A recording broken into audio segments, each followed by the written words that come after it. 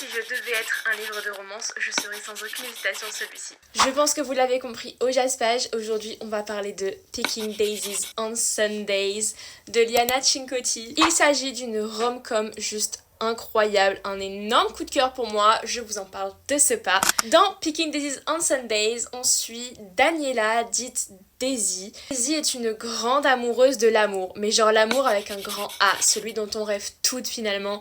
Un homme gentleman qui nous offre des fleurs, qui nous écrit des lettres. Daisy, elle a une idée bien précise de qui elle voudrait pour l'accompagner dans cet amour avec un grand A, et il s'agit de Levi Caldwell, son meilleur ami. Elle prévoit de tout lui annoncer à une soirée, mais ses sentiments à lui ne sont pas réciproques.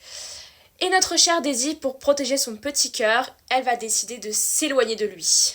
Mais c'était sans compter sur le destin qui les remet sur la même route. 4 ans plus tard, ils se retrouvent par hasard dans un bar. Et là, notre meilleur fake dating ever arrive, puisque notre cher monsieur Levi Caldwell demande à Daisy de jouer sa fausse petite amie pour qu'il puisse échapper à son ex. Est-ce la pire ou la meilleure idée du siècle?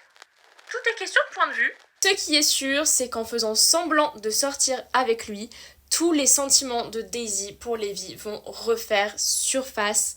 Parce que Levi, il fait pas les choses à moitié, hein.